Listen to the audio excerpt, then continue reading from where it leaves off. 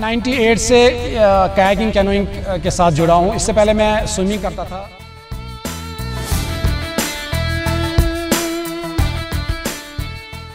Association तो उन्होंने उस टाइम सपोर्ट नहीं किया कि उनके पास उस टाइम ना इक्विपमेंट था ना मतलब कुछ था, उन्होंने ज़्यादा सपोर्ट नहीं किया है।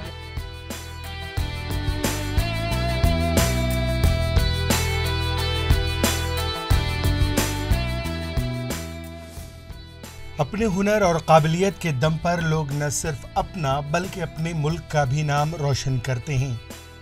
उन्हीं में चंद ऐसे भी अफराद होते हैं जो अपनी मेहनत और लगन से मुल्क का नाम रोशन तो करते हैं लेकिन खुद को कभी मंजर-ए-आम पर नहीं लाते और न ही आमो खास में अपनी शोहरत को पसंद करते हैं।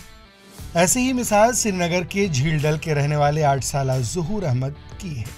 ज़हूर अहमद श्रीनगर के झील डल के रहने वाले हैं और अभी तक भारत और जम्मू कश्मीर के लिए मुख्तलिफ वाटर स्पोर्ट्स में 80 से ज़ायद मेडल जीत चुके हैं।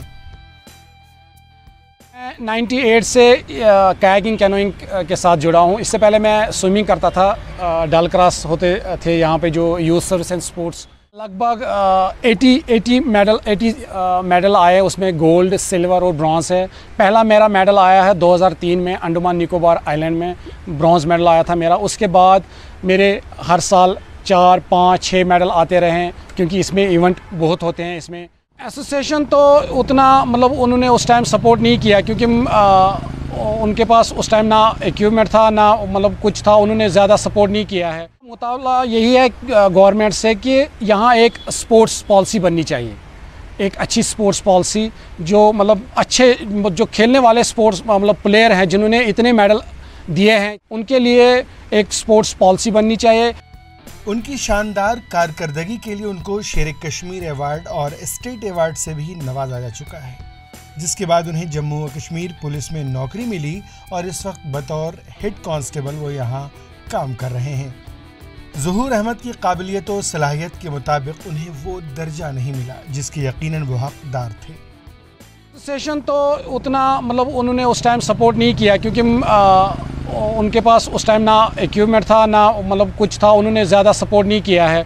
स्पोर्ट्स काउंसिल ने भी उतना सपोर्ट नहीं किया जितना उनको करना चाहिए था क्योंकि मैंने इतने मेडल निकाल के मतलब स्टेट को इतने 25 मेडल दिए और इंडिया को मैंने रिप्रेजेंट किया है, तो उन्होंने मतलब कम से कम मेरी प्रमोशन के लिए लिखते या कुछ और उनकी तरफ से मुझे अभी तक कोई सपोर्ट नहीं मिला।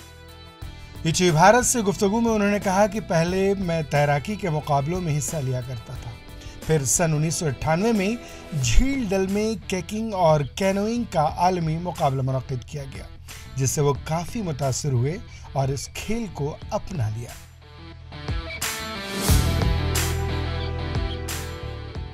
इची भारत के लिए श्रीनगर से जुल्करनैन जुल्फी की खास रिपोर्ट।